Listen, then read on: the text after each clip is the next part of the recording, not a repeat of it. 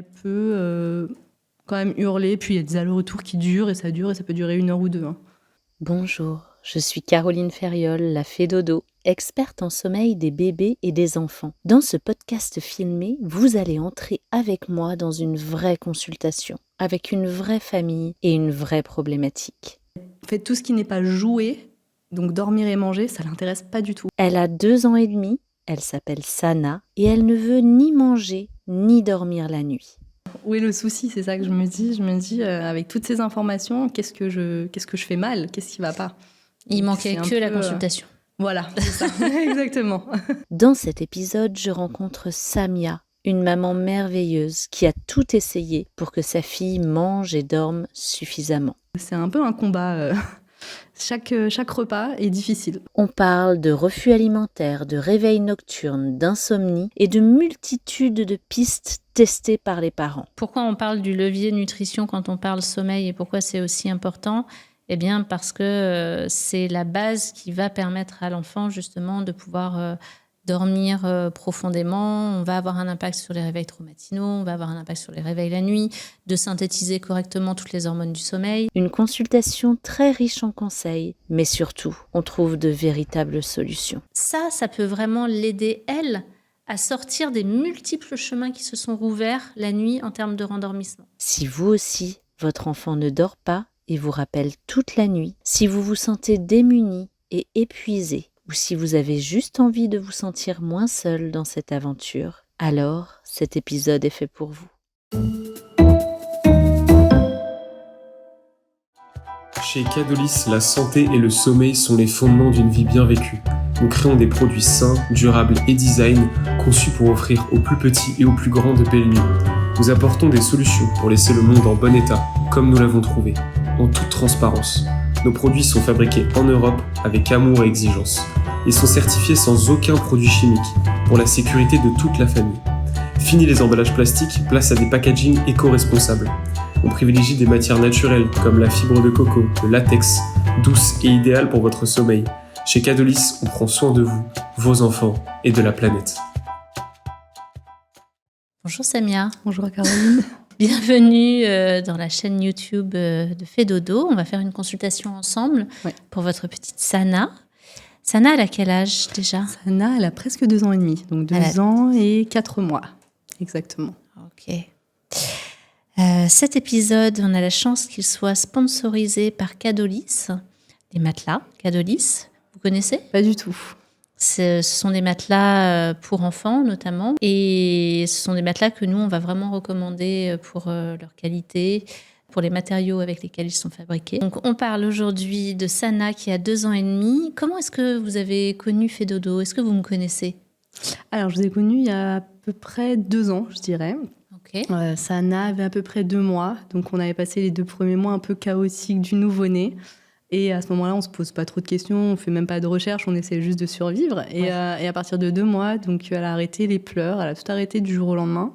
Et par contre, elle ne voulait plus dormir. C'est-à-dire que ce soit en porte-bébé, enfin n'importe comment, elle n'arrivait plus à dormir. Et à ce moment-là, j'ai commencé, moi, à faire des recherches sur son sommeil, sur comment améliorer son sommeil. Donc, je n'avais aucune idée des histoires de temps d'éveil ou quoi. Et en fait, petit à petit, je suis tombée sur votre Instagram, puis le site internet, le livre, tout ce qui va avec. Le bleu, Le livre bleu, exactement, qui est une mine d'or, parce que je l'ai lu, je l'ai relu, je l'ai offert à des copines enceintes. Enfin, vraiment, c'est le livre qui est toujours à côté, il n'est pas très loin.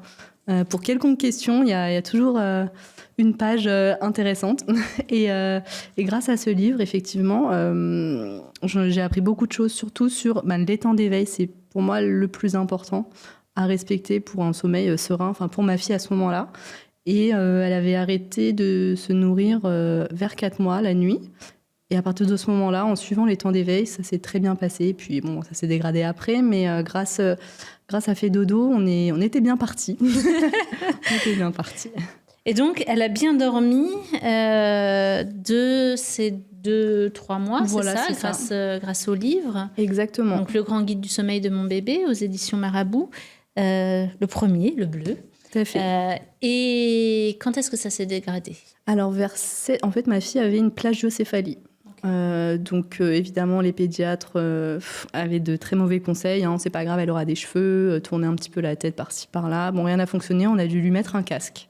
Donc on a été voir un spécialiste et à partir de ses 7 mois, pendant 2 mois, elle avait un casque qu'elle portait. Elle devait le porter 20 heures sur 24.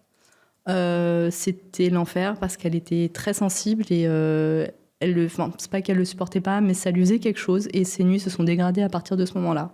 On a enlevé le casque la nuit contre les recommandations. Finalement, sa plagiocéphalique s'est quand même très bien remise assez rapidement malgré les nuits sans casque, mais j'ai l'impression que ça a laissé quelque chose. Et depuis ce moment-là, elle n'a jamais vraiment repris des bonnes nuits. Donc elle peut avoir des phases de 2-3 semaines de bonnes nuits, puis ça se dégrade pendant 2 mois de suite, ou à faire soit des réveils matinaux, puis après des réveils nocturnes, ou un peu les deux. Mais voilà, j'ai vraiment l'impression que depuis ces 7-8 mois, c'est un peu la bataille pour gérer les nuits. Ok. Vous m'avez envoyé du coup les courbes de poids, taille, périmètre crânien de Sana. Il y a un petit frère du coup pour Sana. Tout à fait. Un petit frère qui va avoir 3 mois dans 2 jours. Comment ça se passe ? Ça se passe très bien. Entre eux, ça se passe très bien. C'est une super grande sœur. C'était un peu difficile évidemment le premier mois et demi, gérer la grande avec le petit qui pleurait pas mal en fin de journée. Et depuis ces 1 mois et demi, 2 mois, ça se passe vraiment très bien. Il est très facile à vivre, il est très mignon, il dort comme il faut. Je le pose, il s'endort. Les nuits, il a peut-être 2 alimentations sur 13-14 heures de nuit. C'est génial. On en profite. On ne sait pas combien de temps ça va durer, mais il sourit tout le temps. Enfin, vraiment très facile à vivre. Donc, on souffle un petit peu. Ok. Vous me disiez en off que vous aviez lu aussi le 2e livre. Exactement. À l'arrivée du petit, donc j'ai écouté le module nutrition. Dans le pack complet. Voilà, dans le pack complet qui a été très, très utile pour mon bébé, puisqu'il est nourri au biberon. Donc, je me suis rendu compte que finalement, on était sur la bonne voie. Donc, ça, c'est plutôt cool. Mais il y avait beaucoup d'informations très intéressantes, des choses que je ne savais pas. Et je me suis dit que ce serait très intéressant d'acheter le livre que je suis en train de finir et effectivement qui apprend plein de choses en complément du premier livre sur le sommeil. Donc, que je recommande vivement aussi. Où est le souci ? C'est ça que je me dis. Je me dis, avec toutes ces informations, qu'est-ce que je fais mal ? Qu'est-ce qui ne va pas ? Il manquait que la consultation. Voilà, c'est ça. Exactement. Ok. Donc là, si on regarde ces courbes, on voit du coup la courbe du périmètre crânien de Sana, qu'elle est née à terme, Sana ? 40 semaines plus 3. Donc moins d'1 semaine du terme. Donc, du coup, on voit qu'elle est née au niveau presque du 50e percentile. Il y a eu une petite baisse au départ, puis elle est revenue au 50e percentile. Elle est montée au 75e, elle est redescendue au 75e. Alors attendez, je dis même des bêtises. Elle est montée au 90e, elle est redescendue au 75e. Et puis ensuite, elle s'est maintenue aux alentours du 75e. Après, ça, c'est peut-être une erreur de prise. Oui, je me demande s'il n'y a pas eu un couac quelque part. Après, il y a eu son casque, c'est-à-dire que du coup, son crâne, il a changé un peu de forme vers ses 7 à 10 mois. Donc, je me demande si ça n'a pas joué aussi sur la prise. Ok. Il y a eu des bonnes prises régulières. Là aussi, ça a été trop agrandi. Ensuite, du coup, on va regarder sa taille. Donc, au niveau de la taille, elle est née aussi au niveau du 75e percentile et puis elle est montée très rapidement au niveau du 90e percentile, 97e même percentile. Ensuite, elle est redescendue un petit peu au niveau du 90e, puis elle est redescendue au niveau du 50e, là, aux alentours de ses 10 mois. Oui. Et elle est remontée au 75e, elle est redescendue au 90e, et là, elle s'est maintenue au 50e, pardon. Et elle se maintient au 50e percentile. Là, du coup, on a un indicateur, c'est-à-dire que Sana, elle a essayé, a priori, c'est plutôt un grand gabarit. Oui, elle était très grande. Puisqu'elle était plutôt au niveau du 97e. Combien vous mesurez tous les deux ? Moi, 1m64 et mon mari 1m80. Ok. 1m64 pour une femme, c'est plutôt un gabarit plutôt grande. Et pour le papa aussi, 1m80, c'est plutôt grand. Donc, ça, c'est souvent On va souvent retrouver des enfants aux alentours du 90e percentile dans ces cas-là, voire même elle peut-être finalement au-dessus, mais bon, 90e. Mais là, depuis finalement ces 8 mois, eh bien, elle n'arrive pas à remonter et elle reste au niveau du 50e percentile. On va regarder du coup la courbe de poids, ce que ça nous dit. Donc, Sana, elle est née au niveau du 50e percentile, au niveau de la prise de poids. Elle est montée un petit peu au-dessus, vers ses 8 mois, et puis elle est redescendue au 50e, mais elle est restée sur le 50e. Sauf là, il y a une bonne prise de poids. Pic, oui. Ouais. Ces derniers mois, finalement. Oui, depuis qu'on réintroduit, j'aime pas dire, mais un peu pas de force, mais presque le biberon, où on la cadre et on l'installe et on lui dit de ne pas bouger tant qu'elle n'a pas bu son biberon. Alors c'est ce qu'on voulait éviter depuis tous ces mois. C'est pour ça qu'effectivement, on laissait un peu passer le « je veux pas le biberon » parce que j'ai jamais voulu la forcer, qu'elle ait un lien un peu, une relation pas très saine avec la nourriture. Mais en fait, ça joue sur plein de choses, sur son humeur, sur le sommeil. Elle fait tout ce qui n'est pas jouer, donc dormir et manger, ça l'intéresse pas du tout. Donc depuis la diversification, c'est un peu catastrophique la nutrition. Donc là, on s'est dit non, mais là c'est trop, elle est quand même trop basse dans ses courbes, il faut quand même réinsister. Et donc on essaye de recréer un rituel du matin biberon avec un petit livre sur le canapé où tant qu'elle n'a pas fini son biberon ou au moins bu les 3/4, elle peut pas jouer. Et le soir, dans sa chaise haute, on l'a remis sur sa chaise haute. Et tant qu'elle n'a pas bu son biberon, pareil, elle ne peut pas aller jouer. Donc, elle le boit à contre-cœur, mais au moins, elle le boit. Ok. On va justement parler de son alimentation et d'un petit peu de l'historique de son alimentation. Parce qu'en effet, on le voit, finalement, il y a eu un impact à partir du début de la diversification. Est-ce que vous pouvez m'en parler un petit peu plus en détail ? Oui, alors comme je dis, j'ai pas de souvenir de ma fille qui mangeait. Si, à la naissance, quand je l'allaitais, effectivement, elle mangeait bien, elle prenait beaucoup de poids, elle grandissait bien les premiers mois. Le biberon aussi, mais ça l'intéressait un petit peu moins, le biberon. Et elle a très vite arrêté donc ses biberons nocturnes, vers 4 mois. Et par la suite, j'ai toujours trouvé que ça l'intéressait pas forcément. Donc elle mange un petit peu, elle a jamais fini ses assiettes, par exemple. Donc, je me suis toujours dit que c'était peut-être une petite mangeuse, mais elle a toujours été très intéressée par tout ce qui l'entourait. Elle se retournait à 4 mois, elle rampait à 6 mois, elle s'est mise debout à 7 mois. Donc vraiment, elle est très intéressée par tout ce qui l'entoure et on sent que vraiment manger, ça ne l'intéresse pas du tout. Donc mon mari est un peu plus insistant dessus parce que je sens que vraiment ça lui fait du mal qu'elle ne mange pas. Moi, je me suis toujours dit, bon, elle a quand même l'air d'être en forme, donc on va peut-être pas insister. Elle mange, si elle a faim, elle mange, mais peut-être qu'elle a pas faim. Enfin, on savait pas trop. Les pédiatres n'avaient pas l'air inquiets.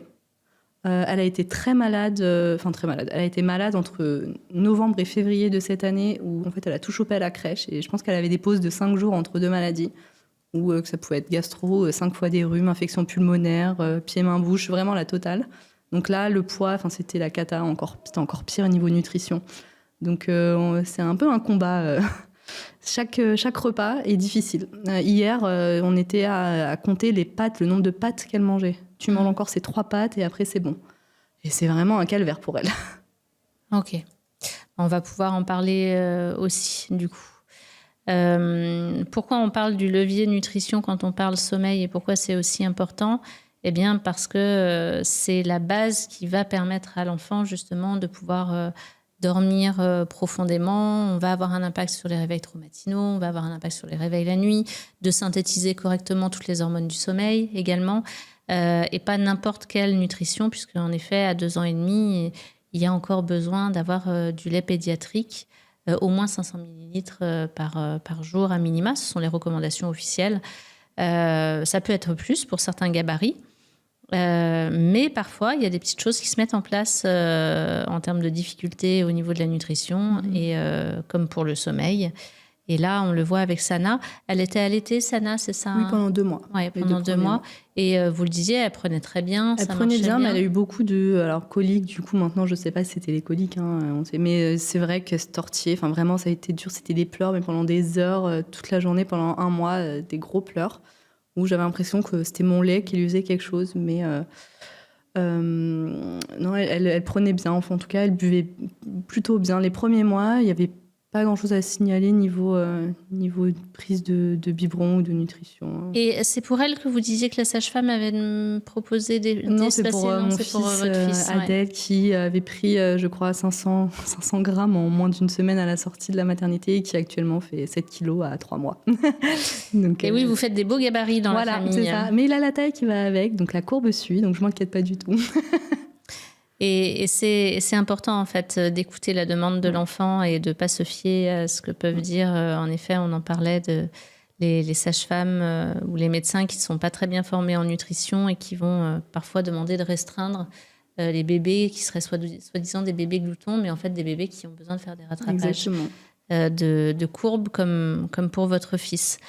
Ok.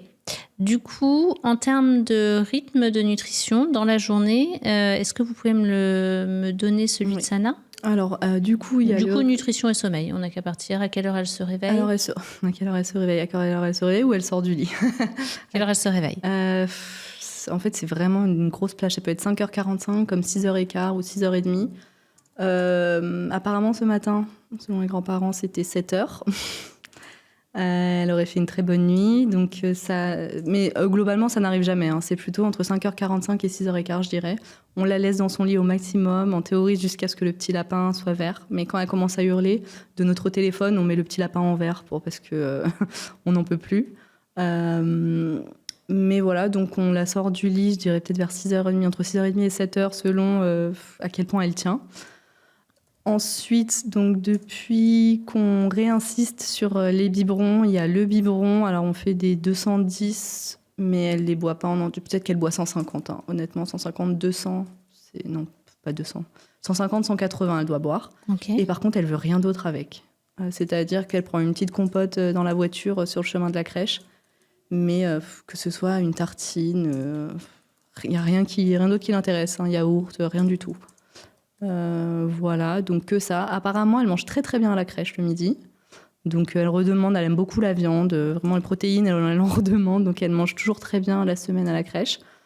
Les goûters, moi j'ai trouvé un petit peu sucré à la crèche, mais pareil, elle les mange bien. Ça peut être des madeleines, des petits gâteaux avec du lait, parfois des céréales apparemment. Elle mange très bien aussi, mais ils mangent tard, je trouve, par rapport à nous, notre horaire du soir.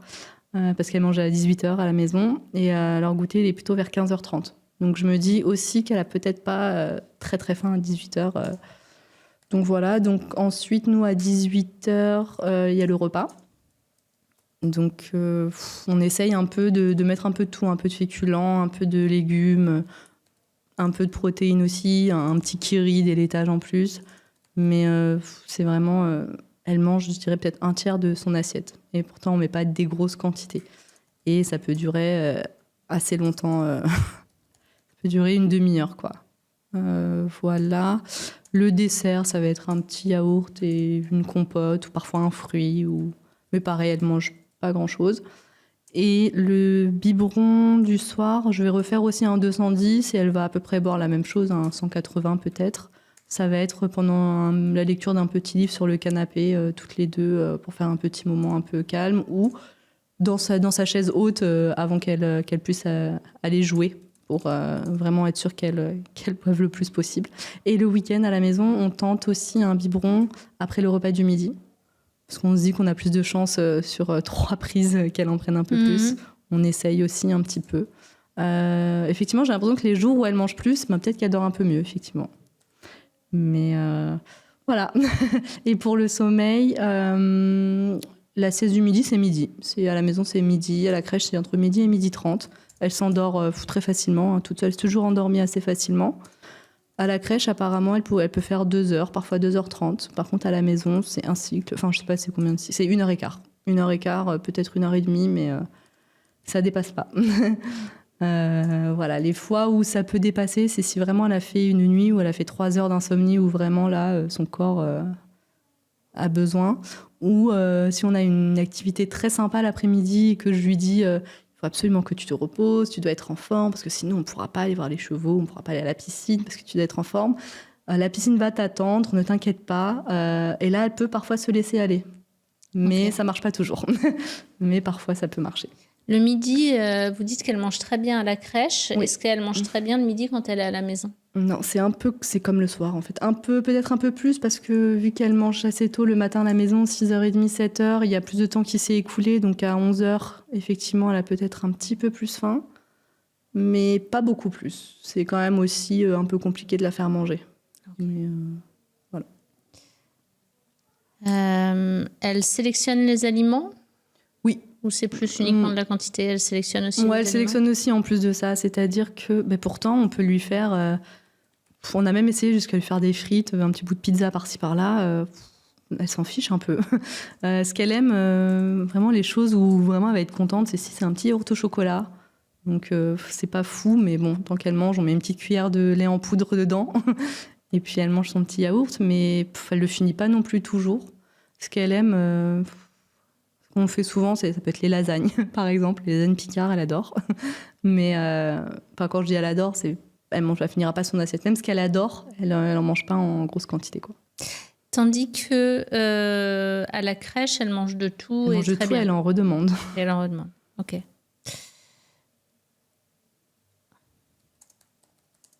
J'ai l'impression qu'à la crèche, il y a une sorte de cadre où elle sait qu'elle peut pas faire autre chose et que c'est comme ça. Et vu qu'elle écoute très bien la crèche, qu'elle est toute mimi, donc elle sait qu'elle a pas le choix, donc elle mange, quoi.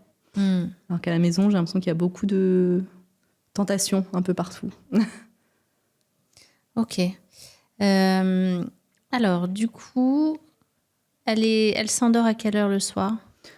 Alors, pendant très longtemps, son heure, c'était 6h30. Vraiment, 6h30. On a essayé de décaler un peu vers ses 2 ans, où on trouvait qu'en plus, on n'avait pas beaucoup de temps avec elle après la crèche. 19h, ça a plutôt bien marché. Ça changeait rien, en fait. Donc, ça marchait plutôt bien. Elle s'endormait assez rapidement. À 19h10, 19h15, elle dormait. Là, depuis quelques semaines, je trouve, depuis peut-être 2-3 semaines, je trouve l'endormissement un peu long. On peut y aller une fois, mais parce que, en général, si elle demande quelque chose à l'endormissement, c'est qu'il y a quelque chose. C'est soit qu'elle a fait un roux, il y a un petit vomi, ou un caca, ou quoi. Donc en ce moment, il y a beaucoup de ces choses-là. Mais après, on y va une fois, on ressort, et puis elle s'endort, mais elle met plutôt 30-45 minutes pour s'endormir. Donc elle peut chantonner, tourner un peu. Il y a aussi la chaleur, peut-être. Donc là, elle s'endort plutôt vers 19h45, 20h. Hier soir, vous savez, chez les grands-parents, à quelle heure elle s'est endormie? Alors normalement, ils suivent un peu, je pense, vers 7h30. Je dirais à peu près, pareil, ça pose pas trop de soucis, le coucher. Et vous savez pas si elle s'est endormie d'une traite, en 30-45 minutes ou plus rapidement? Je sais pas, parce qu'eux, ils n'ont pas la caméra. Ah oui. Nous, on a la caméra, eux, ils sont pas trop... Mais elle a rien demandé, en tout cas, Non. comme retour. Pas de rappel. Non. Et elle a fait une nuit complète. Oui. La dernière nuit où elle s'est réveillée, c'était quand? Alors du coup, là, on est mardi depuis dimanche. C'était la veille, donc ça devait être du vendredi au samedi. Okay. Et ça s'était plutôt bien passé parce que c'est mon mari qui gère, parce que moi, pour le moment, je suis dans la chambre avec Adèle en cododo et mon mari dort dans la chambre du fond pour que ce soit plus simple pour les allers-retours au cas où pour Sana. Donc moi j'entends, après je dors pas non plus très bien, donc j'entends, et il a réussi à lui parler, à lui dire Sana, il faut pas hurler parce que ton petit frère il dort, tu peux parler, tu peux chantonner, mais moi papa je dois aller dormir. Enfin vraiment on essaie de lui parler, et là miracle, elle a arrêté, elle s'est rendormie, mais sinon elle peut quand même hurler, puis il y a des allers-retours qui durent et ça peut durer 1 heure ou 2, hein. Donc, en fait, on fait jamais la même chose. C'est ça, peut-être. Elle se réveille vers quelle heure la nuit? C'est toujours la même c'est souvent vers 2h. Il y a vers 2h où après, elle peut se rendormir. Et par contre, si elle se réveille vers 4h, c'est très long, mais elle peut ne pas se rendormir. Et ça, c'est compliqué. Mais c'est plus rare, mais ça peut arriver. Ok. Elle se réveille une fois dans la nuit ou plusieurs fois? Une fois, et ça dure. En fait, c'est plutôt la durée que le nombre de réveils. C'est des insomnies. Ouais. Donc, quand elle se réveille, elle appelle, elle crie fort, c'est ça? Oui, au début, elle peut rester. Ça peut même durer 1/2 heure, où elle reste dans son lit. On sent, parce que des fois, on regarde à la caméra, on sent qu'elle essaye de se rendormir. Donc, on sent qu'elle ferme les yeux très fort, qu'elle parle à ses doudous, qu'elle essaye, et puis ça l'agace. Et finalement, elle crie « Je veux mon papa, je veux ma maman ». Et voilà, elle crie très très fort à 2 ans et demi, la vache, et ils ont volume sonore hyper impressionnant. Et mon mari tolère moins bien que moi le bruit, puis il n'a pas envie de réveiller le petit, puis il y a les voisins, et en fait, il a envie que ça s'arrête très vite. Donc, on y va très vite, il y va très vite. Il a fini même par prendre son petit matelas de son lit parapluie, le mettre par terre à côté de lui dans la chambre. Lui, il peut se mettre dans le fauteuil jusqu'à ce qu'elle s'endorme. Enfin, c'est un peu... on fait un peu ce qu'on peut. Ça m'intéresse beaucoup, là, tout ce que vous faites, toutes les choses que vous avez faites, tout ce que vous... Je veux bien les détails. Oui. Donc, une nuit, la dernière nuit où ça a été difficile, donc papa y va très rapidement, elle appelle « Maman, papa, je veux mon papa, je veux ma maman ». Il y va très rapidement, et à ce moment-là, qu'est-ce qu'il fait exactement ? Il essaie de lui parler, vraiment de discuter, et parfois elle veut juste rien entendre. Il lui parle, il ressort. Il lui dit quoi ? Il lui dit « Ma chérie, là c'est la nuit, tout va bien, tu es dans ton lit. Maman elle dort, papa il est fatigué, papa il doit dormir. Tu vois, le petit réveil il est rouge, c'est l'heure de dormir, tu as tes doudous. Si tu as besoin d'un câlin la nuit, tu as ton doudou pour te faire un gros câlin. Tu es en sécurité, il y a le Floki, c'est notre chat, qui est devant ta porte, tout va bien. » Moi, je retourne dormir, et dès qu'il fait un pas pour se diriger vers la sortie, elle hurle en fait. Et voilà, et à ce moment-là, soit il renégocie, soit il lui dit j'ouvre... Enfin, c'est vraiment des négociations. Je t'allume la petite guirlande pour que ça fasse un peu de lumière. Elle dit oui, puis finalement elle crie quand même. J'ouvre un peu la porte. Oui, mais finalement, elle crie quand même. Il finit par rester un petit peu dans le fauteuil. Est-ce que tu veux que je reste dans le fauteuil jusqu'à ce que tu te rendormes ? Elle dit oui, mais ça peut durer 1 heure et elle se rendort pas du tout. Parfois, elle finit du coup par la prendre avec lui dans la chambre, mais impossible. On n'a jamais réussi à dormir avec ma fille. Même pendant ses insomnies, elle dort pas avec nous. Depuis qu'elle est petite, elle a jamais, tant mieux d'un côté, mais elle a jamais réussi. C'est trop excitant pour elle d'être avec nous. Elle a jamais dormi avec nous, donc ça marche pas du tout. Donc, et puis, peut-être que les heures passent et elle finit par se rendormir. Ça dure combien de temps, les insomnies ? Alors, au pire du pire, c'était en hiver dernier, sur 1 mois, tous les soirs, ça durait 2 à 3 heures. Vraiment, c'était l'enfer. Et là, ça peut durer une demi-heure, 1 heure peut-être. Mais en ce moment, on subissait plus les réveils très matinaux, où pareil, du coup, le papa qui est très fatigué a envie de dormir, donc il la prend pour finir la nuit dans la chambre. Donc maintenant, tous les matins, elle était contente de se réveiller. Je veux dormir avec papa au fond. Évidemment, elle ne se rendort pas. Donc voilà, c'est un peu compliqué. Ça dure depuis ces 7 mois ? Non, alors... c'était plus espacé, c'est-à-dire qu'elle faisait plus de bonnes nuits que de mauvaises nuits, je dirais, entre ces 7-8 mois et peut-être l'été dernier, où elle pouvait, sur une semaine, avoir 2 mauvaises nuits et puis 5 bonnes nuits. Et depuis l'été dernier, je trouve qu'elle fait vraiment des réveils, elle a fait des réveils matinaux tout l'été dernier. Et les réveils nocturnes, c'est depuis qu'elle est rentrée chez les moyens à la crèche. En fait, tout ça aussi a commencé depuis qu'elle est gardée, parce qu'elle a commencé la nounou en février, enfin, elle a eu 1 an. Puis la crèche, puis elle est passée chez les moyens. Ça l'a beaucoup chamboulée, je trouve. Et en fait, dès qu'il y a un gros changement, ça joue sur ses nuits. Puis après, il y a eu ma grossesse, le petit frère. Donc, j'ai l'impression que oui, ça joue beaucoup. J'ai pas mal d'infos, là, en tout cas. Ce qui, pour moi, est positif, c'est qu'on a des leviers. Donc, il y a des choses possibles à mettre en place. Pour que les choses puissent changer, puissent évoluer. La cause de tout ça, et la cause originelle, moi je ne l'ai pas. Il y a une cause originelle du côté de la nutrition, quand même, avec un rapport à la nutrition qui fait qu'il y a un manque de ce côté-là, et forcément ça peut entraîner le fait qu'il y ait des réveils un peu plus longs, des insomnies, des difficultés à synthétiser bien, tout ce qu'il lui faut pour bien dormir et dormir plus longtemps.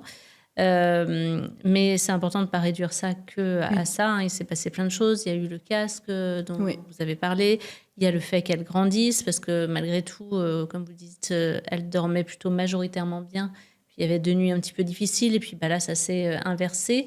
Il y a le rapport au sommeil. Pour moi, la relation au sommeil, qu'est-ce qui s'instaure dans ma relation au sommeil avec papa et maman, de la même manière qu'est-ce qui s'instaure dans ma relation à la nutrition avec papa et maman, puisqu'on voit que c'est pas quelque chose de pathologique, en tout cas vis-à-vis de la nutrition, puisque quand papa et maman ne sont pas là, je dors, et je dors très bien. Je mange, mais pareil pour dormir. Quand papa et maman ne sont pas là, je mange très bien à la crèche, et pareil, quand je fais la sieste à la crèche, je dors plus et mieux quand je dors chez papy et mamie. Mais après, c'est pas tous les jours des bonnes nuits non plus chez papy et mamie, mais peut-être un peu plus, ou ça l'intéresse moins de voir papy et mamie la nuit. Plus facilement. Donc, pour moi, il y a à la fois des choses qui peuvent être travaillées du côté des apports nutritionnels pour aider. Et puis là, pour moi, il y a vraiment quelque chose qui peut être travaillé du côté relationnel, en lien avec le sommeil. Parce qu'à l'heure actuelle, finalement, il se dit beaucoup de choses. Il se dit, vous parlez beaucoup avec elle, il faut dormir toute la nuit. Et puis elle répond, bah oui, je veux bien dormir. Et puis finalement, non, elle en fait qu'à sa tête. Il y a un réveil indicateur qui est mis, mais finalement, peu importe. Pas respecté. Hein. Il sert. C'est lequel que vous avez ? C'est un Tommy Tipeee, je crois. Et que vous pouvez contrôler à distance, oui, c'est ça ? Exactement. Ok. Exactement. Comme ça, elle croit quand même qu'elle le suit, même si elle le suit pas, elle le sait pas, on va dire. Parce que rentrer dans la chambre quand c'est rouge, on essaie de pas le faire parce que du coup, sinon, ça sert vraiment plus à rien. Mais on peut le mettre en vert un peu plus tôt quand vraiment les cris sont trop forts, quoi. Ok. C'est très intéressant, hein, les réveils indicateurs. Moi, c'est vrai que je les conseille beaucoup. Mais c'est pas eux qui font le changement. C'est vraiment le cadre qu'on pose autour. Et moi, je conseille aussi beaucoup le réveil pas bobo. Il y en a plein, des réveils indicateurs. Et donc, là, finalement, elle dit qu'elle ne va pas rappeler, mais en fait, elle rappelle. Et quand elle rappelle, il y a de l'interaction. Et comme vous le dites, à son âge, d'une part, la seule chose qui compte, c'est les faits, parce qu'on dit, mais le réel de ce qui se passe. Et à son âge, il n'y a rien de plus excitant que de communiquer avec papa et maman, que d'interagir avec papa et maman. Et c'est tellement excitant que ça peut me faire des insomnies, que j'arrive pas forcément à me rendormir, même si je dors avec eux dans le lit ou que je suis avec eux. Il y a un petit peu de dépendance à la présence, mais là, pour elle, il y a vraiment quelque chose du côté de j'interagis avec papa et maman, et là, en l'occurrence, avec papa la nuit. Et j'ai une vie la nuit, finalement. Oui. Et dans son corps, physiologiquement, c'est quelque chose qui se vit aussi. C'est-à-dire que plus j'instaure des rythmes comme ça dans mon corps, plus mon corps va prendre l'habitude de se réveiller et puis de rester éveillé et puis de se rendormir, puis de compenser un peu parfois à la sieste, peut-être pas toujours. Peut-être que d'ailleurs, elle compense un peu à la sieste de la crèche, mais pas avec vous. Et ce qui fait que parfois, elle est tellement crevée qu'elle ne va pas se réveiller et qu'elle vous fait des nuits complètes. Et que d'autres fois, elle a récupéré suffisamment pour pouvoir faire ses insomnies. Et qui vous fait un truc complètement aléatoire. Vous avez repéré des jours où elle va plus...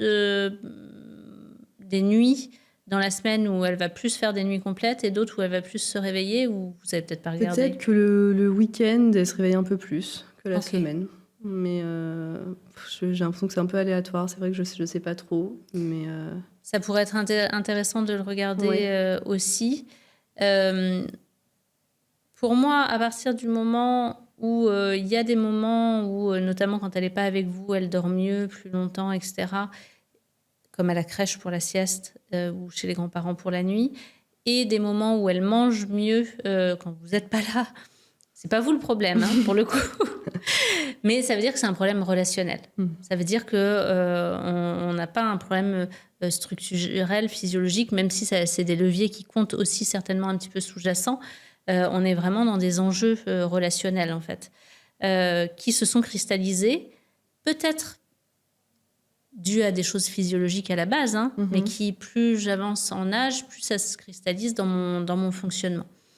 Là, vis-à-vis de l'alimentation, je pense que ce serait vraiment intéressant que vous puissiez être accompagné par quelqu'un, parce que l'alimentation, ça n'a pas à être un combat. C'est pas c'est épuisant. Les fins de journée, on est là à la vache, on est rincé après un repas. C'est pas une situation normale d'être obligé de se battre avec son enfant pour qu'il mange. Que le quotidien tourne autour de ça. Et pour elle, c'est des moments d'attention du parent, et c'est devenu des moments de relation. C'est comme ça que je relationne. En m'opposant à la nourriture, je relationne avec papa et maman. Même si c'est une relation qui n'est pas hyper sympa, c'est mon mode relationnel. Les enfants apprennent simplement. C'est devenu des modes relationnels. On essaye de... Bon, même si elle mange tôt, des fois on s'est dit, bon, peut-être qu'on va manger avec elle, manger exactement la même chose pour qu'elle voit qu'on mange aussi, comme ça elle mange. Ça la fait rire, elle est contente, on est ensemble, mais c'est pas pour ça qu'elle va manger beaucoup plus. Non, pour le coup, c'est vraiment du cadrage et des règles, exactement comme pour le sommeil. C'est-à-dire que pour l'alimentation, c'est très important de sortir des enjeux de « je veux que tu manges ». Par contre, il y a des règles à table. Et les règles à table, elles se posent. Et quand la règle n'est pas respectée, eh bien, le repas est terminé. Aussi simplement que ça. C'est-à-dire que chez vous, vous pouvez déterminer que le repas dure un certain nombre de temps. Il faut laisser au moins une demi-heure de repas. Idéalement, on mange vraiment tous ensemble durant le repas. À son âge, elle est en capacité de manger exactement la même chose que tout le monde à table. Et il n'y a aucune autre alternative. C'est-à-dire que le repas, c'est ça. Le repas se suit. On commence par l'entrée, puis il y a la suite, puis il y a la suite, et ainsi de suite. On a les assiettes avec... Où on met tout en même temps. C'est peut-être pas une bonne idée. C'est la nouvelle mode.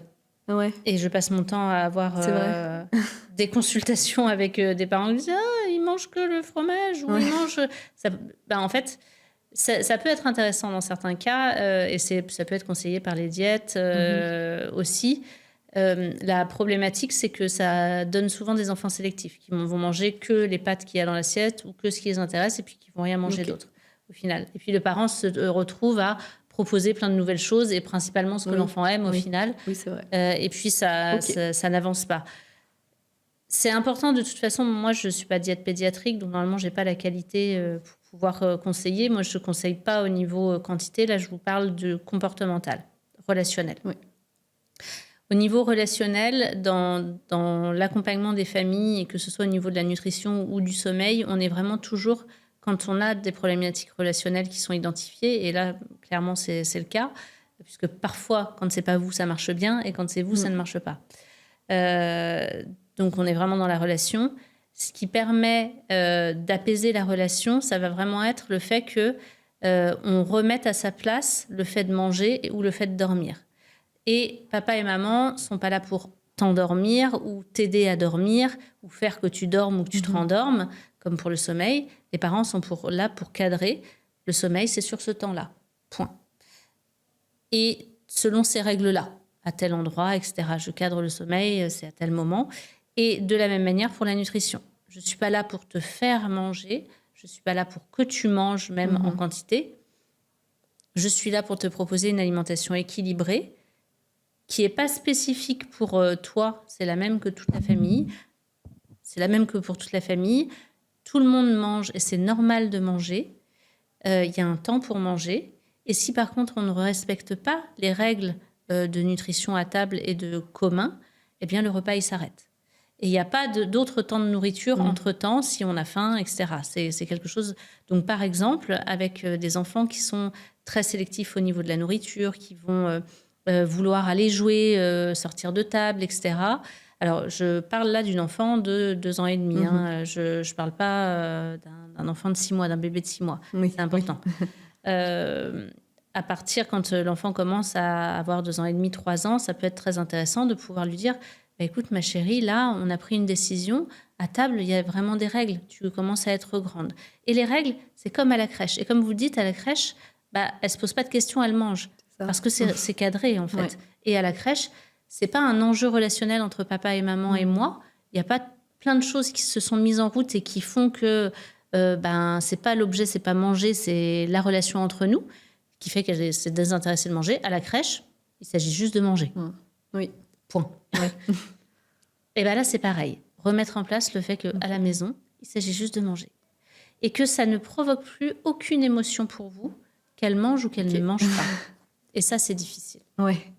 Parce que du coup, se dire, parce qu'on la connaît, hein, si on lui dit, là, par exemple, tu manges pas, c'est fini, elle est très contente, elle, que ce soit fini, parce qu'elle va pouvoir aller jouer. Oui. Mais on n'a pas envie de l'envoyer au lit, le ventre vide. Enfin, et c'est très dur. C'est un peu dur, ouais. C'est hyper dur pour les parents.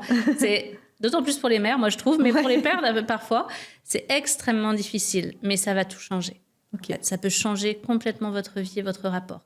Là, aujourd'hui, elle sent qu'il y a autre chose que de la nourriture, en fait. Ouais, on le montre, hein, on est très à chaque repas, on est un peu pas stressé, mais on regarde, on se dit, dès qu'on voit qu'elle mange, on se regarde, on est là, oui, elle mange. Enfin, c'est ridicule, mais. Il y a un enjeu très fort. Ouais. Et c'est normal parce que vous voulez que votre enfant aille C'est bien, ça. vous voulez qu'elle mange, vous avez vu les courbes, vous voulez qu'elle dorme derrière, etc. Exactement. Et dès lors qu'il y a des enjeux, en fait, on en met d'autant plus dessus et c'est normal.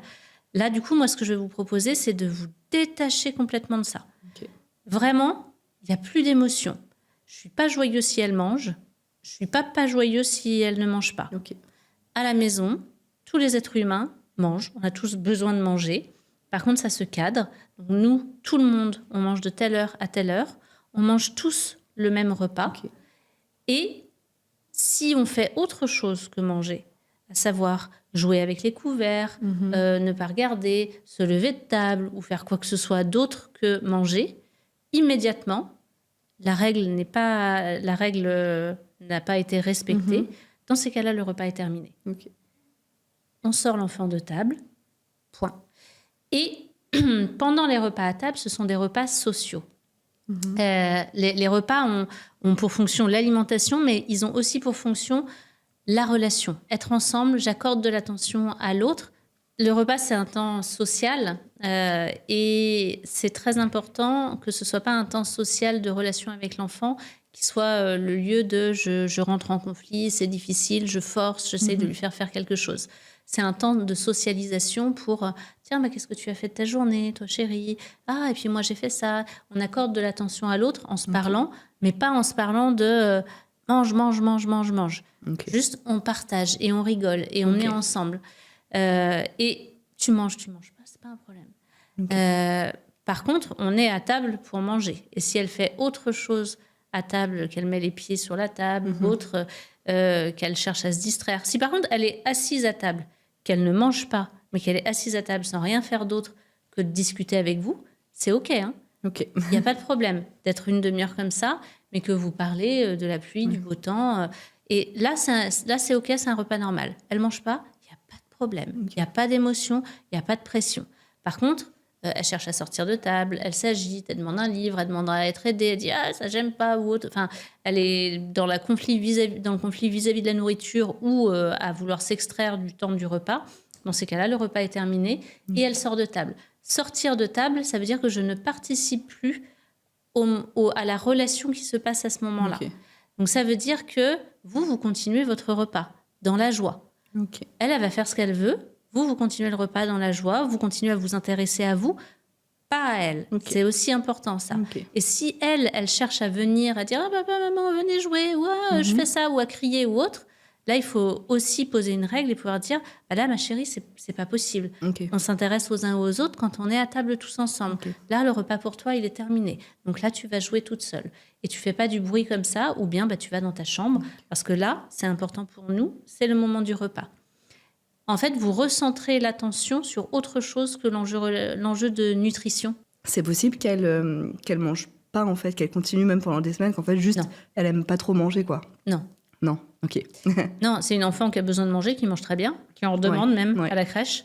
Okay. Il n'y a aucune raison. S'il n'y a plus d'attention à sa nutrition, elle va manger. Et elle va se mettre à manger et très, très rapidement. Mais par contre, il ne faut pas dériver.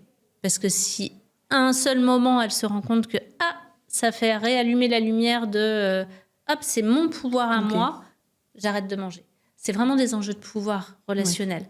C'est son pouvoir à elle, personne ne peut la forcer à manger. Et si vous commencez à vouloir entrer là-dedans et avoir une main mise dessus, elle, c'est normal qu'elle dise non et qu'elle arrête de manger. Et là, par contre, dans ce mode de relation-là, on peut se retrouver avec des enfants qui réduisent la taille de leur estomac et qui se mettent à manger de moins en moins, à être dégoûtés de la nourriture, à avoir une expérience de la nourriture compliquée, à être très sélectif, etc. C'est de ça dont on a peur un peu. Ça, on rentre très facilement là-dedans, en effet.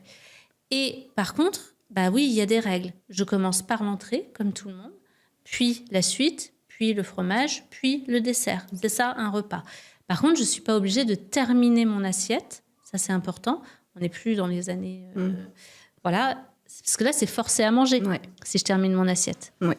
Par contre, je dois goûter. Donc, c'est pas obligatoire du tout de finir l'assiette parce que sinon, je t'oblige à manger Ouais. en termes de quantité. Et là, hop, C'est la quantité qu'il faut pas. Ok. je reviens sur quelque chose. Par contre, l'être humain a besoin de goûter plus de 10 fois la même chose, voire 20 fois, Ok. pour se mettre à aimer, ne serait-ce que se mettre à l'aimer, l'aliment. Ok. Et c'est même pas, je goûte une fois, j'aime ou j'aime pas. C'est juste que le palais puisse s'y habituer et qu'on se dise, tiens, en fait, je peux aimer cette chose-là. Et ça, les parents le savent pas suffisamment. Non, ouais. Et on a tendance à se dire, il aime pas. En fait, c'est pas les enfants, c'est pas au niveau de la papille, j'aime pas. C'est, tiens, c'est surprenant, ça me donne pas quelque chose d'appétant, donc je décide que j'aime pas. Ok. Mais en fait, l'enfant peut aimer. C'est juste qu'il va lui falloir une répétition Ok. pour que ça enclenche quelque chose de l'ordre du plaisir. Ok. Mais ça provoque pas forcément du déplaisir. C'est juste, c'est une texture bizarre, c'est pas connu. C'est... Voilà. Ok. Et il y a besoin d'être un aventurier. Et ça, par contre, c'est un cadre que vous avez besoin de poser. Le fait que l'alimentation, c'est une aventure, c'est une prise de risque pour l'enfant. Parce que ce que vous lui donnez, il n'est pas sûr que ce ne soit pas empoisonné, même s'il vous fait confiance, mais c'est réel. Ok. Il n'est pas sûr que ça ne va pas lui faire du mal, des sensations trop bizarres, etc. C'est une vraie découverte dans la vie d'un enfant. Et donc, l'enjeu, c'est pas de lui faire manger qu'un énorme plat de courgettes, si elle n'aime pas ça. Par contre, pour pouvoir passer au plat suivant, de tout le repas, il faut goûter et vous donner, il faut manger au moins 3 cuillères, par exemple. Ok. Ou au moins 2 cuillères, suivant son âge. Ou une seule, c'est OK. Mais l'idée, c'est qu'elle fait le chemin de pouvoir aller dans la bouche. Et si je refuse de goûter et que j'en fais une crise pas possible, en fait, il n'y a pas d'enjeu là non plus. Ok. Tu veux pas goûter, ma chérie? Il n'y a pas de problème, le repas est terminé. Ok. Par contre, le repas est terminé. Et si c'est dès le début du repas, et même si elle a très faim, le repas est terminé. Ok. Et le biberon, du coup, quand est-ce que je peux le proposer? C'est plutôt sur le rituel du coucher ou Alors, à la fin du repas ou... Le biberon, à son âge, ça peut être pas mal que ce soit le matin, en effet, Oui. le biberon du matin que vous mettez. Par contre, derrière, il y a un temps de repas, en effet. Donc, à table, avec des propositions. Et si elle aime quelque chose, s'il y a vraiment quelque chose pour lequel elle a de l'appétence, parce que c'est important de remettre de l'expérience positive. Oui. Et souvent, on dit il faut pas qu'il y ait une carotte au niveau des repas, etc. Si, bien sûr que si. L'expérience positive et la motivation, c'est quelque chose d'intéressant pour les enfants. Okay. Moi, en tout cas, je rentre pas dans ce système de il faut pas recréer de l'appétence dans l'alimentation et l'envie de. C'est hyper important. Aujourd'hui, on donne à manger aux bébés des trucs que nous-mêmes, on n'aurait pas du tout envie de manger, en fait, qui ont aucun goût. Donc, pas hésiter à cuisiner des choses, à par moment mettre un petit peu de ketchup, un petit peu de trucs qu'elle repère comme appétant. Le sucre, évidemment, c'est important d'éviter au maximum, comme le sel. Mais en réalité, ça, c'est pour quand tout se passe bien. Quand on a un enfant qui met des choses en place vis-à-vis de l'alimentation et que c'est compliqué, eh bien oui, on peut se servir de petites choses appétantes pour redéclencher du plaisir, remettre en place du plaisir. Et c'est toute la problématique d'être d'un extrême à un autre, en fait, et d'oublier que entre deux extrêmes, il y a la réalité du quotidien. Et puis, je me sers aussi de ce que je peux. Donc, si elle a de l'appétence pour un yaourt au chocolat, si elle goûte à telle ou telle chose et qu'elle fait son repas dans les temps, à la fin, il y a un petit peu du yaourt au chocolat. Pas forcément tout le yaourt, parce que c'est beaucoup. Mais il y en a un petit peu en plus, et puis peut-être en coulis sur de la banane, ou des choses comme ça. Je recrée du plaisir et de l'appétence. Et de la motivation. Sans pour autant être dans mange. Simplement, j'annonce ce qu'il y a au repas. Tiens, c'est dommage si tu as là le repas, parce que il y avait un petit peu de coulis de chocolat à la banane, mais c'est OK. C'est terminé ton repas, ma chérie. Ça s'arrête. C'est OK. Et donc, le biberon, je le propose au petit déjeuner. C'est très bien avec une histoire, dans un moment câlin et tout, qui fasse que ça lui plaise. Et dans le biberon, si elle n'aime pas trop le lait, que c'est compliqué pour elle, vous avez le droit aussi, d'autant plus à 2 ans et demi, d'y ajouter du cacao. C'est ce que j'en fais, une petite cuillère le matin Et il existe en plus du cacao bio sans aucun sucre. Oui, ok. Qui fonctionne très bien et que les enfants peuvent aimer. Et donc, si elle a de l'appétence pour ça, en n'en mettant pas beaucoup, et si ça change, c'est une super chose. Le biberon, après le repas du midi, une fois qu'elle a mangé, oui, aussi. Okay. Et pareil, sans forcing, hein, par contre. Plus associé à un moment plaisir. Okay. C'est-à-dire, est-ce que ça te dit une histoire, ma chérie, si elle apprécie les histoires avec vous? Est-ce que si tu veux, je te lis une histoire, tu bois ton biberon. Peut-être acheter un récipient qui soit sympa pour elle, pas forcément en mode biberon, mais avec une paille, par exemple. Quelque chose qu'elle va acheter avec vous et qui lui fait plaisir. Quitte à ce qui est... Alors, je dis la Reine des Neiges, mais bon, peut-être à 2 ans et demi, elle n'est pas sûre. Elle ne connaît pas, elle ne regarde pas. Non, bah voilà. Donc, quitte à y avoir un petit chat ou oui, quelque chose elle qui aime lui bien plaise. les animaux. Voilà, c'est ça. Ok. Je mise sur vraiment quelque chose de... Je remettre du positif, en fait, autour de tout ça. Pour le biberon du soir, moi, je le prendrais même en fin de rituel dans la chambre, juste avant de manger, avec une histoire en mode un peu cocooning. Tu peux boire ton biberon, un petit lait chaud avec le petit goût chocolat. Vraiment dans quelque chose de positif et d'agréable. Au niveau de l'alimentation, ça va être important de mettre en effet du coup des choses en place de cet ordre-là. Vous vous concertez avec votre mari. C'est important d'être ultra alignés tous les deux là-dessus. D'écrire les nouvelles règles, de pouvoir la prévenir avant, de lui dire les nouvelles règles avec les conséquences et de pouvoir dire maintenant que tu es grande, on met en place les mêmes choses que pour tous les adultes, pour tous les êtres humains. Ça veut dire que vous aussi, vous respectez les règles. Ça veut dire que vous goûtez même si vous n'aimez pas. Et ça veut dire que si vous ne levez pas de table pour faire autre chose, etc., ça veut dire que toute la famille respecte les règles. Et le petit frère suivra aussi. Et ça donnera lieu à des repas agréables aussi familiaux. Les temps de repas sont des temps très, très importants, à la fois vraiment sociaux et à la fois de pose des règles. Et on a tendance à l'oublier finalement dans nos nouvelles générations parce que les enfants mangent tout seuls sur un coin de table. Nous, on fait 1000 choses en même temps. Exactement. Avant, ensemble, les repas étaient sacrés et ultra codés, certainement trop et très rigides.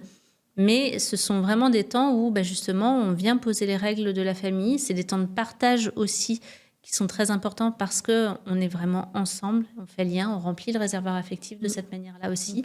Et c'est intéressant parce qu'on passe vraiment du temps ensemble et on remet du plaisir autour de tout ça et de l'expérience positive. Et en quelques jours, en étant très réactif sur les règles, par contre, c'est pas « j'ai vraiment pas envie qu'elle mange pas ce soir, j'aimerais bien ». En étant très, très strict et réactif sur les règles, vraiment, ça va changer. Et attention, parce que quand ça change et quand ça se passe mieux et qu'il y a des petites tentatives de retour en arrière, comme pour le sommeil, on a tendance à dire « oh, c'est pas grave, c'est juste une fois ». Voilà, et on repart très vite en arrière. C'est vrai. Très, très vite. Surtout pour des enfants où ça s'est mis en place quand même avec du temps. J'accompagne beaucoup de familles aussi sur cette partie-là comportementale au niveau de l'alimentation et on a des résultats vraiment, vraiment très intéressants. Laure en est un bon... Tu pourras venir faire un témoignage. Et actuellement, j'accompagne une de nos médecins bénévoles, d'ailleurs, chez Fedodo. Je pense qu'elle viendra faire un long témoignage sur ce sujet. Ça a changé leur vie. Et pourquoi on insiste autant là-dessus ? Parce que quand, justement, elle va se remettre à manger correctement, avec appétence, hors demandé, comme à la crèche... ce sera jamais aussi simple qu'avec la crèche. Vous restez ses parents. Il y aura toujours des tentatives, forcément. Et c'est normal, ça veut dire que c'est une petite fille qui a le cerveau qui grandit correctement et qui a quand même suffisamment de liberté et de possibilités d'opposition. Un enfant qui s'oppose, c'est positif en fait. Oui. C'est difficile de se le dire en tant que parent. Oui, c'est vrai, on l'entend pas mal. Mais un enfant qui s'oppose, ça veut dire que, il se sent suffisamment en confiance et en sécurité pour s'opposer. Et deux, qu'il mûrit suffisamment bien parce qu'il a besoin de ça pour se construire. La problématique, c'est que comme on n'a plus très envie que les enfants s'opposent, nous, on a tendance à vaciller en fait, quand les enfants s'opposent. Et puis, c'est fatigant, en fait. On a des parce que vies, nous, on se bat sur le repas, on se bat sur le sommeil, on se bat sur tout, et ça devient vraiment fatigant sur tout, quoi. Oui. Et là, il faut sortir de la bataille. Ouais. On sort de la bataille. Il n'y a plus de bataille. Et s'il n'y a plus de bataille, il n'y a plus aucun intérêt pour elle à pas manger. Parce que c'est comme le sommeil, le repas, c'est du plaisir. Les enfants, ils adorent manger. Si c'est sympa. C'est ce qu'on me dit, c'est ce que j'entends. Comme les enfants adorent dormir. Ouais. À partir du moment où c'est plus un combat, où il n'y a plus d'enjeux relationnels. Et donc, on va aborder le sommeil. Ouais. Vous attendez ça avec impatience. Là, actuellement, dans le sommeil, il y a plein de choses qui se sont mises en place. Elle a une vraie vie nocturne, votre fille. C'est clair. Moi aussi, je me réveillerai à sa place. C'est génial. Il se passe plein de choses. On vient me parler, on vient discuter avec moi, on vient négocier, comme pour l'alimentation. J'ai même droit à des petites lumières. Mon papa, il peut rester. Je peux même bouger de chambre. Ouais, non, mais c'est carrément, moi, je peux très bien passer, lui ouvrir la porte, lui dire Sana, on ne peut pas venir, c'est la nuit, et repartir, et 2 minutes après, son papa, il vient. Donc, ça n'a pas de sens. Moi aussi, je me réveillerai. Ouais. Surtout que son papa doit être super sympa. Elle peut communiquer avec lui. Elle le voit peut-être pas beaucoup non plus. Peut-être qu'elle le voit quand même. Hein, mais malgré tout, c'est de l'interaction sociale. À cet âge-là, j'apprends à parler, j'apprends à échanger, j'apprends les réactions de l'autre à la moindre parole. Je vois comment papa réagit, je vois comment maman réagit. C'est chiant de dormir. C'est plus papa que maman la nuit. Parce que je suis un peu plus stricte que papa. Moi, je peux la laisser pleurer. Ton papa a un peu plus de mal. Papa n'est pas venu. Et non, il garde le petit papa n'est pas venu. Ça aurait été bien que papa vienne. Ouais, parce que ça, du coup, moi, je pense que les clés, vous les avez en réalité pour solutionner ce qui se passe avec Sana. Et que, parce que tout ce que je vais vous dire, je pense que vous allez me dire, bah oui. Oui, peut-être. Et que par contre, il y a un vrai besoin de s'accorder ensemble. Alors c'est bien parce que papa, il va pouvoir regarder la consultation. Comment il s'appelle le papa ? Timothée. Timothée. Ok, Timothée. Tout n'est pas de votre faute. Loin s'en faut.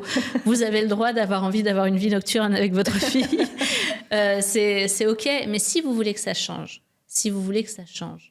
votre fille, la nuit, la seule chose éventuellement qu'elle aurait besoin d'entendre, c'est pas des négociations, c'est pas lui parler pendant des heures, c'est la nuit. Éventuellement. Et ça peut même aller jusqu'à, parce que pour certains enfants, ils vont redemander c'est la nuit toutes les heures, juste parce que c'est d'interaction, c'est génial. Bah, ça peut aller jusqu'à prévenir votre fille et lui dire la nuit, on dort. La nuit, tout le monde dort dans cette maison. Tu es grande, tu as compris, tu as ton réveil, on sait que tu as compris et que tout va bien pour toi. Si tu te réveilles, ça peut arriver, c'est ok. Et tu peux jouer avec ton doudou si tu veux. Hein.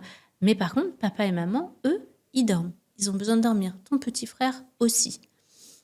Et donc, la nuit, bah nous, on n'est pas là pour venir te parler, venir faire quoi que ce soit. On n'a pas... là, elle est rentrée dans la croyance qu'elle a besoin de quelque chose. Non seulement c'est génial parce que elle vous voit, mais elle est aussi très certainement rentrée dans la croyance de quand je me réveille, déjà j'essaye de me rendormir quand même, mais si j'y arrive pas, je peux pas faire sans eux. Je peux pas faire sans les 10 000 choses que papa me fait et m'aide à faire. Voire même, je veux vraiment m'assurer. Et peut-être que juste une parole, ça peut marcher. Si ça ne marche pas, je veux encore quelque chose. Parce que papa, il a l'air persuadé que je ne vais pas y arriver sans lui. Puisqu'il fait 1000 nouvelles choses, finalement. Il lui propose 1000 nouvelles choses. Or, si tu dors pas, papa, il peut pas faire grand-chose pour toi. Maman non plus. Par contre, nous aussi, on a besoin de dormir. Et ça peut vraiment l'aider, elle, à sortir des multiples chemins qui se sont rouverts la nuit en termes de rendormissement. Pourquoi elle a des insomnies à la base ? C'est peut-être en lien avec la nutrition, c'est peut-être en lien avec d'autres choses, avec ce qui s'est passé pour son casque. Globalement, on ne saura jamais. Comment on stoppe ces insomnies, par contre, en réindiquant à son cerveau que même si je reste réveillée, la seule voie, c'est dans mon lit et me rendormir, et que plus je vais me rendormir rapidement, moins je vais mettre en œuvre le fait que je peux rester éveillée et que je vais être dans l'interaction, et plus je vais repartir pour des nuits les plus complètes possibles. Donc là, pour moi, vous allez pouvoir tester plusieurs choses. Okay. La première, si vous souhaitez quelque chose de relativement doux, c'est déjà la prévenir. Mais bon, vous lui parlez déjà depuis pas mal de On temps. la prévient tous les jours. Voilà, c'est ça. Et vous la prévenez de quoi ? Que si elle pleure, papa et maman ne viendra pas. D'accord. Mais papa et maman viennent. Ah oui, ça n'a pas de sens. Bah non. Ah oui. Enfin, parce que je suis persuadée qu'on va pas venir et il y a forcément papa ou maman qui craque. Bon, papa qui craque un peu plus. Donc, parce que j'ai espoir avant de la coucher de me dire si je la préviens, elle se réveillera pas, mais elle se réveille évidemment. Et, mais de toute façon, elle a besoin de tester la règle. Oui. Si vous lui dites papa et maman ne viendront pas, mais que vous venez, là même dans sa tête, ça ne veut plus rien dire. Non, c'est pour ça qu'elle continue, je pense. Ça n'a pas de sens à l'heure actuelle pour elle. C'est comme lui dire que ça, c'est un tapis, mais qu'en fait, tout le monde pose ses verres dessus et que c'est une table. Enfin, il y a vraiment une dissonance de sens dans les mots. Donc, moi, je vous propose plutôt de lui dire « La nuit, ma chérie, on dort. Si tu appelles la nuit, pendant quelque temps, la seule chose qu'on fera, c'est te dire que c'est la nuit. Ok. Tu as ton réveil qui te le dit, déjà. Mais ça peut être un premier pas. Plutôt que de passer par le pas de « on ne viendra pas », mais en fait, on y va quand même parce qu'on ne supporte pas. Oui, c'est ça. Donc déjà, de pouvoir se dire « la nuit, on viendra juste te dire que c'est la nuit, ma chérie, rien d'autre. » Et ça veut dire que, par contre, ça, vraiment, on le respecte. Oui. Okay. Si elle appelle, qu'elle crie, j'y vais, j'ouvre la porte, je dis « c'est la nuit, ma chérie, à demain ». Je referme la porte. Elle crie, elle appelle, c'est la nuit, ma chérie, à demain. Si papa a besoin d'être très proche dans l'accompagnement des émotions, c'est important d'entendre ça, parce que moi, j'entends que vous, c'est plus simple pour vous, en tout cas, et que pour papa, c'est pas le cas. Donc, bon, il n'est pas là, c'est dommage. Oui. Mais moi, j'aurais eu que vous. Mais vous êtes deux.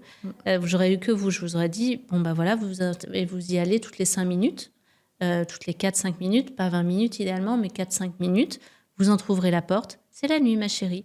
Et pendant les 4-5 minutes où elle pleure, où elle crie, où elle appelle, vous faites du bruit dans la maison pour qu'elle entende qu'il y a du monde. Elle n'est pas abandonnée, cet enfant. Elle le sait. Et vous êtes là. D'ailleurs, elle le sait qu'elle n'est vraiment pas abandonnée.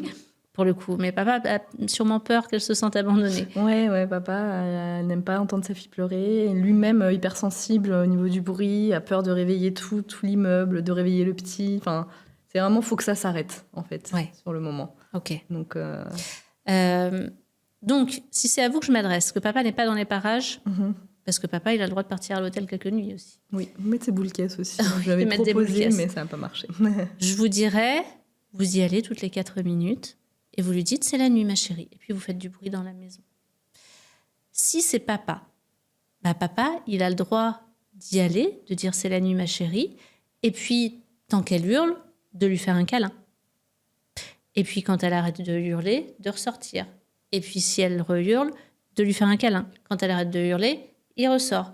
Et s'il a envie, lui, de le faire 40 fois, du moment qu'il ne fait que ça, qui lui met pas la lumière, qui cherche pas des solutions, qui fait pas 15 000 autres choses, même si ça dure 3 heures, peu m'importe, il fait ça.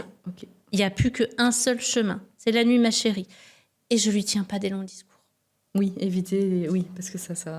Il ne dit rien d'autre que c'est la nuit, ma chérie. Et s'il a besoin d'être en présence physique pour elle, il la prend dans ses bras. C'est tout.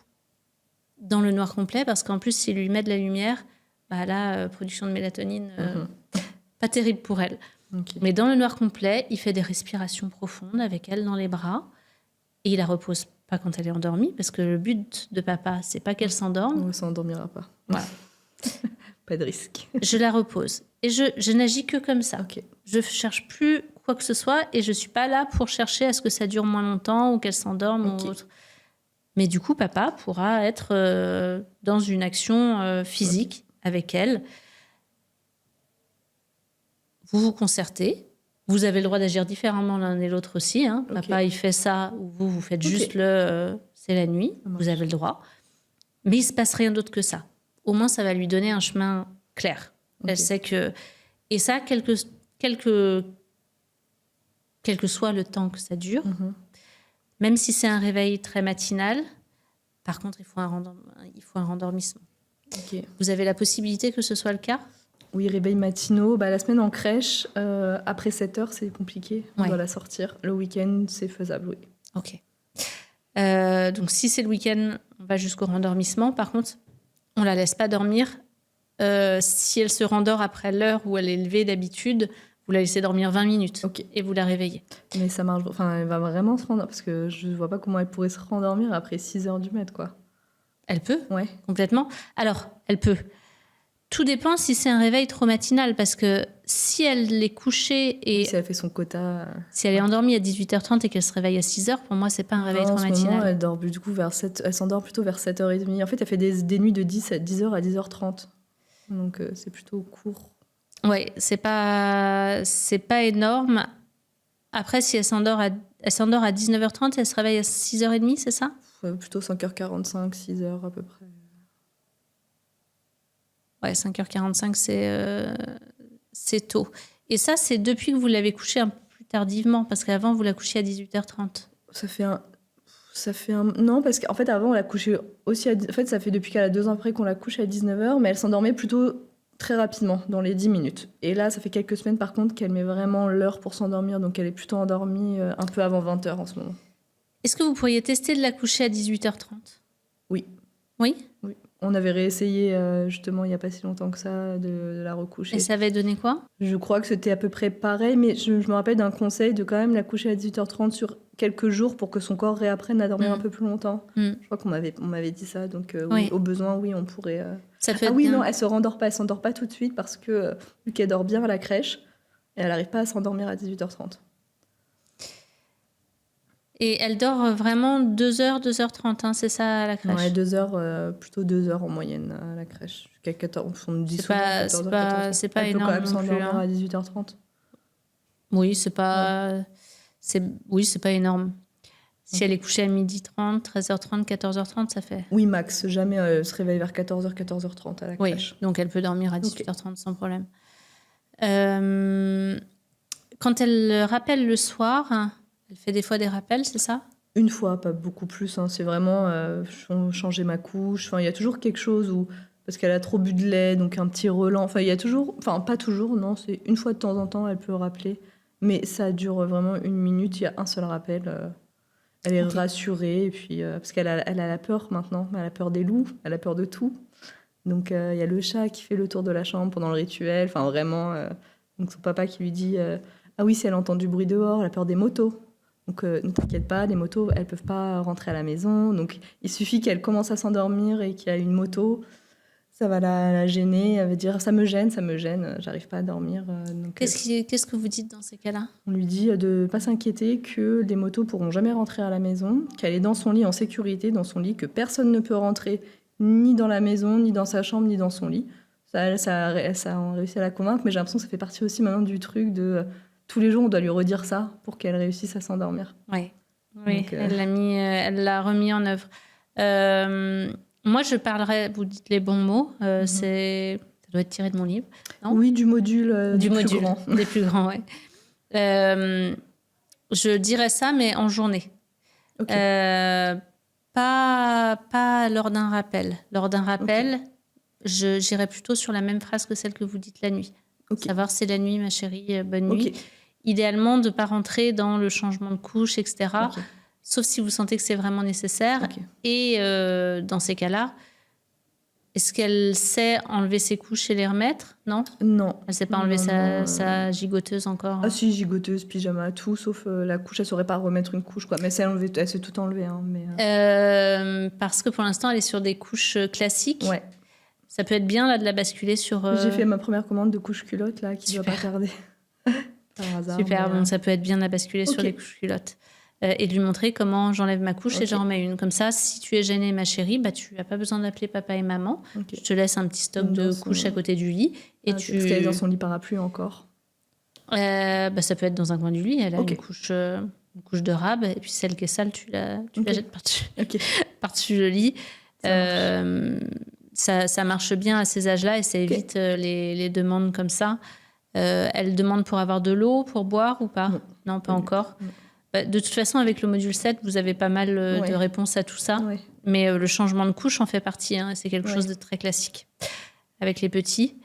Donc moi, ce que je vous propose, c'est de remettre en place quelque chose au niveau de l'alimentation, au niveau du sommeil aussi, de pouvoir vraiment être dans quelque chose de très clair, en fait. Pas tous les chemins possibles et imaginables pour pouvoir me rendormir. De tester ça pendant 1 semaine pour vraiment voir s'il y a des améliorations. Parce qu'à l'heure actuelle, elle se réveille 5 nuits sur 2, c'est ça ? Oui, elle va faire peut-être 4 réveils et 3 nuits sans réveil, mais du coup qui seront des réveils matinaux. En fait, c'est soit l'un, soit l'autre, parfois les deux, mais un réveil, une très bonne nuit avec un réveil correct, ça n'arrive presque jamais. Moi, je vous propose de tester ça sur 1 semaine et de pouvoir revenir vers moi pour me dire comment c'est, où vous en êtes, et s'il faut qu'on aille vers autre chose en termes de réponse pour elle, petit à petit. Mais là, c'est déjà la première réponse au vu de ce qui se passe. Peut-être qu'en effet, on sera obligé d'aller vers ce que vous lui dites actuellement, à savoir papa et maman ne vont pas revenir. Mais ça se met plus en place déjà pour une sieste. Bon, après, pour les siestes, là, il n'y a pas de problème à l'heure actuelle. Et ça se met en place quand même avec un cadre qui lui permet un cadre de réassurance, avec du bruit dans la maison, etc. Un dernier recours. Et voilà. Et en vraiment dernier recours. Et avec un papa aligné et des parents dont la parole va vraiment être respectée, que les choses s'apaisent. Voilà, comment on arrive à la fin de cette consultation. Comment est-ce que vous vous sentez avec tout ce que je vous ai proposé là ? J'ai hâte de commencer tout ça. Ok, ça vous parle ? Oui, alors je peux commencer dès chez les grands-parents, parce qu'en fait on va la rejoindre, on ne reviendra pas avant mi-semaine prochaine, je pense. Donc est-ce que je dois attendre d'être à la maison pour commencer, ou même là-bas, ou peu importe ? Tout à fait, là-bas c'est possible. Ok. Oui, j'ai hâte, moi j'ai toujours hâte de mettre en place des choses. J'espère que ça va marcher. Hâte de voir avec le papa, parce que dans l'idée il est toujours ok, on essaye ça, et sur le moment c'est toujours un peu plus difficile.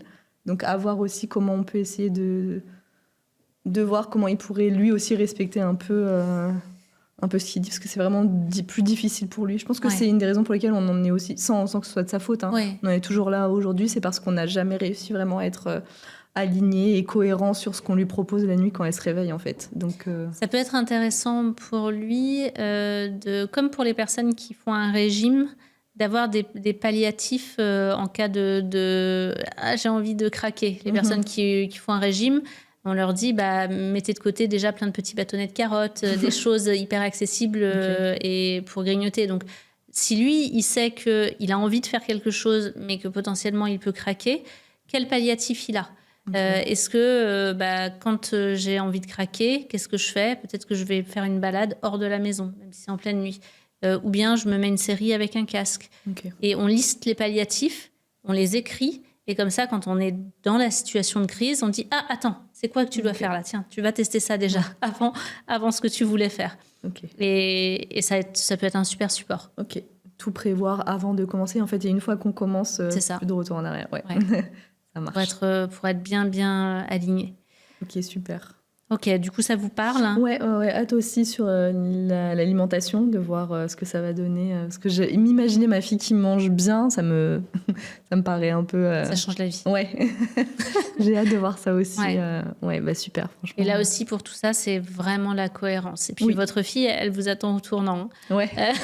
Ah oui, elle est très maligne, elle est très... elle a déjà beaucoup de réparties, elle fait beaucoup de blagues, elle comprend beaucoup de choses. Donc, Et c'est une enfant qui est clairement dans la relation, qui a besoin très certainement de maîtrise et de possibilité de faire ses choix à elle.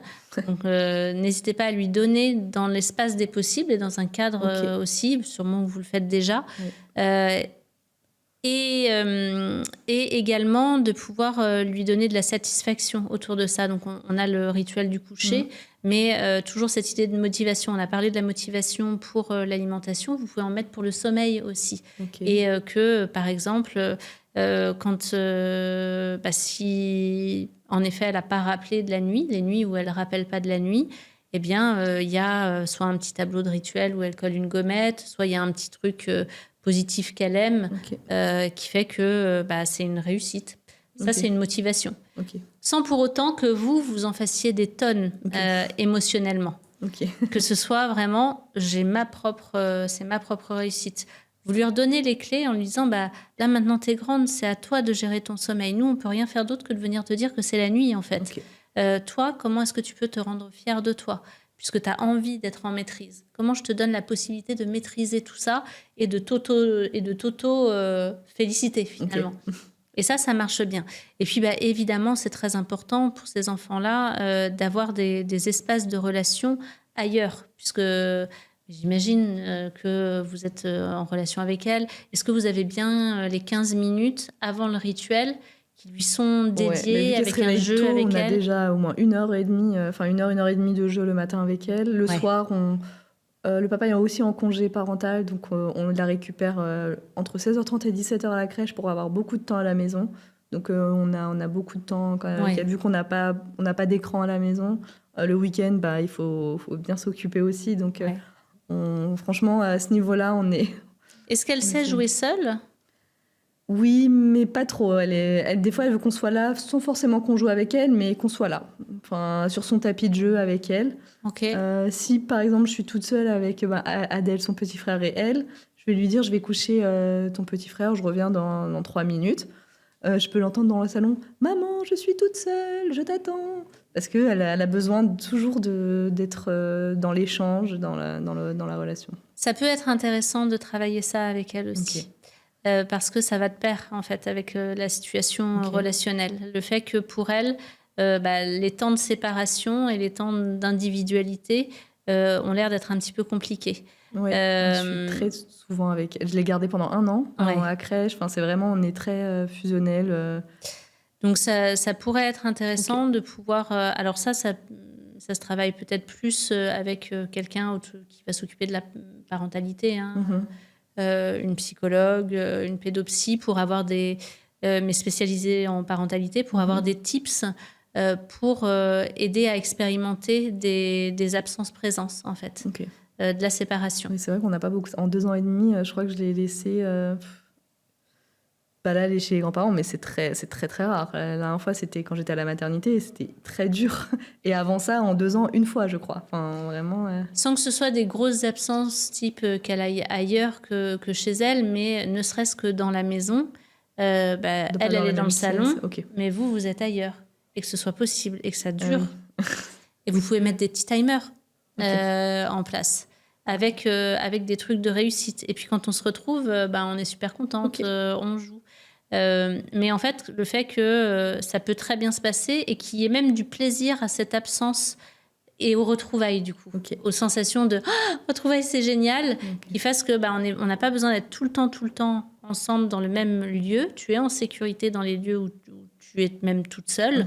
Et quand on se retrouve, c'est la joie et le sentiment de manque, d'absence. Ça a provoqué encore plus d'excitation. Et puis, on joue ensemble. On fait des retrouvailles physiques. Et de mettre un petit peu de jeu autour de l'absence-présence. Et ça veut dire que quand vous allez coucher... L'idée, c'est quand vous allez coucher son petit frère, que presque vous ayez à peine besoin, dans les mois qui viennent, de la prévenir, parce que c'est OK, en fait. Qu'elle ne soit pas obligée d'être vigilante dans son environnement tout le temps, que est-ce que maman est vraiment présente dans la même pièce, parce que sinon, c'est un problème pour moi. Alors, elle a 2 ans et demi, ça évolue, on ne lui demande pas non plus, mais de le faire petit à petit, avec voire même du jeu, jouer à cache-cache. Jouer à cache-cache, c'est clairement de l'absence-présence, c'est super sympa. Ça l'aime bien. Et jouer à cache-cache régulièrement, où c'est vous qui vous cachez, et où c'est elle aussi qui se cache, mais je la trouve pas tout de suite. Je mets du temps pour la trouver. Ah oui, parce qu'elle aime bien nous dire, du coup, si on la trouve pas en 3 secondes, je suis là. Bah oui, ça m'étonne pas. Ça m'étonne pas. Et que si vous vous cachez, ça pose l'obligation que ça dure plus longtemps. Oui. Okay. Sans la mettre en panique, hein, évidemment. Oui. On dose. Petit à petit le temps extensif. Okay. Mais je pense que ça peut vraiment aider aussi. Ça marche. Ça peut être des tips en plus. Du coup, nous, parce que Sana dort dans son lit parapluie, et on pensait donc passer au lit au sol. Mais au vu de son caractère, on ne sait pas si 2 ans, 2 ans et demi, là, c'est la bonne période, ou s'il faudrait attendre plutôt ces 3 ans. Et quel type de lit, enfin, on est un peu... Oui, je comprends. Alors là, ce n'est pas la bonne période. Ouais, okay. Clairement.